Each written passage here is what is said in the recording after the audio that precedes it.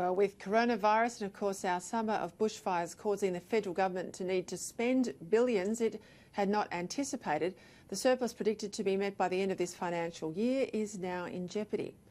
By government, of course, in all of this, it is about choices. And the PM has clearly made the choice that helping Australians is a higher priority than achieving his promised surplus. Do you agree? Well, that's a question our reporters took to the street this week, and they asked you precisely that. Question was, is it more important for the government to deal with the bushfire reconstruction and coronavirus or achieve a surplus? Here's what you had to say. That's a hard one. You're definitely spending their money on the coronavirus and bushfire. Yeah, definitely. Got to look after everyone today. Needs to be about today. Definitely on the coronavirus and the bushfires. Oh, I think they should be concentrating on the bushfire and the coronavirus. Yeah. To me, a budget surplus is not really essential at this time. I think that's just a minor consideration, really. I know it's a big deal for the government, but I think the other way should prevail in this circumstance. All of it. That's their job. Forget the surplus, deal with the people. Yeah. Thank you. We need that. Coronavirus and the bushfires, for sure. Definitely a bushfire crisis, definitely coronavirus. Yeah. I think the budget surplus is very important because it was a promise, so... Radio 2GB broadcaster Luke Grant joins me now live from Sydney.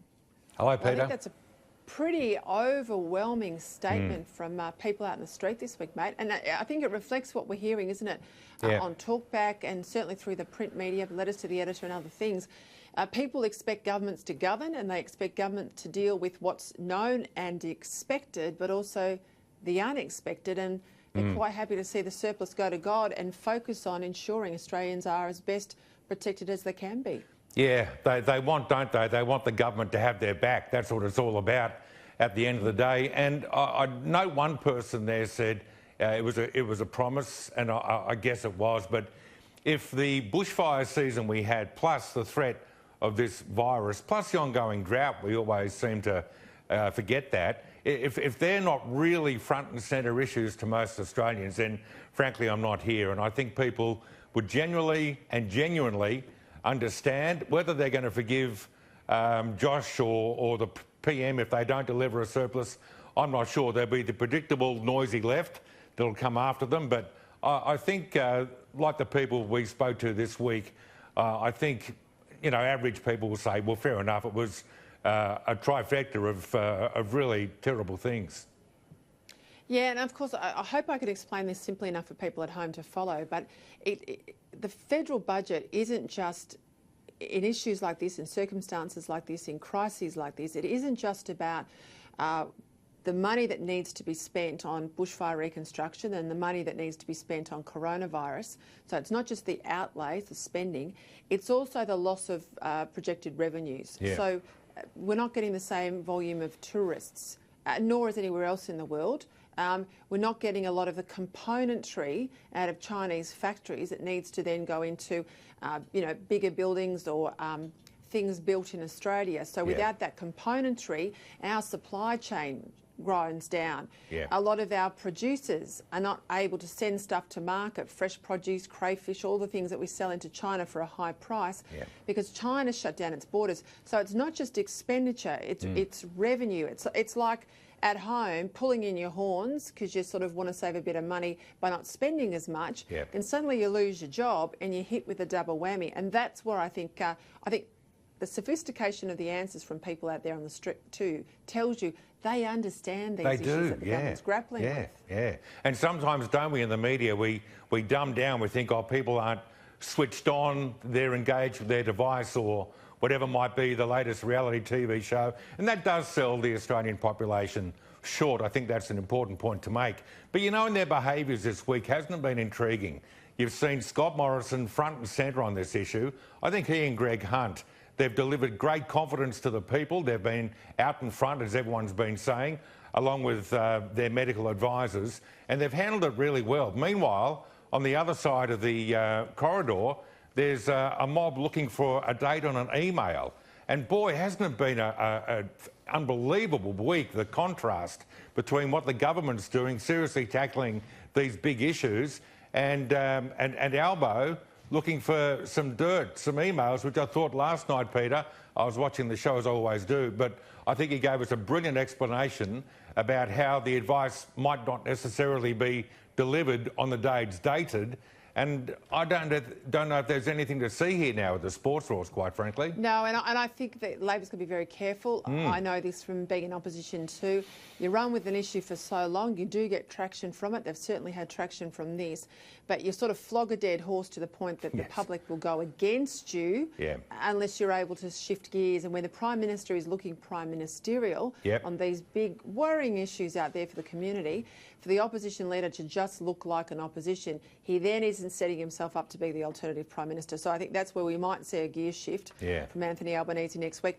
I want to move on to a really important issue. You and I have talked about illicit drugs in New South Wales. We've talked about the deaths at these music festivals and injecting rooms.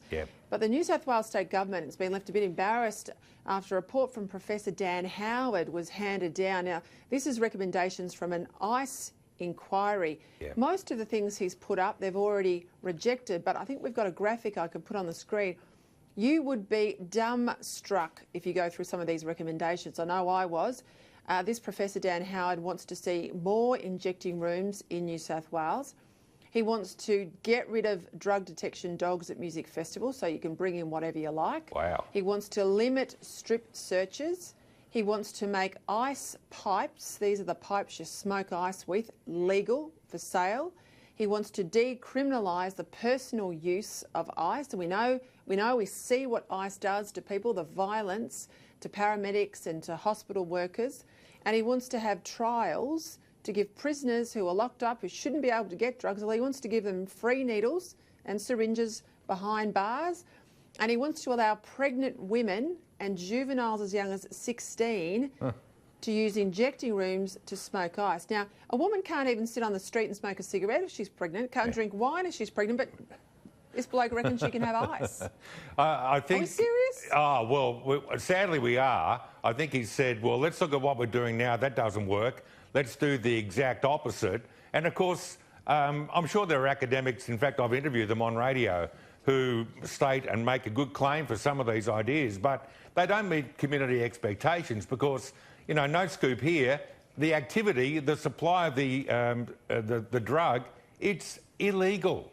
Now, the quote we get tossed, Peter, often is, you know, you can't arrest your way out of this, and I dips my lid to those with greater knowledge than me, but this is not the Australia that we expect. I think the community would say, no, that's not what we do here. We do have laws. We want to keep people safe. The idea that we just, you know, we lost the fight, so let's just have a free-for-all is completely abhorrent. It's crazy, it's mad, and no one takes it. That is such a rubbish argument. We still have murders, despite it being something we find offensive and criminal for many centuries. Yes. We still have murders occurring, but we haven't given up the fight to put murderers in jail. We can't arrest our way out of murder. We haven't given up the fight on pedophilia. We haven't given up the fight on many other issues. Yeah, correct. I'll tell you what. Yeah, dumb. Got to leave it there, mate. Good to see you. Thank you very much for all of that. Pleasure. Great to have you on the show, as Good on always. you. Good to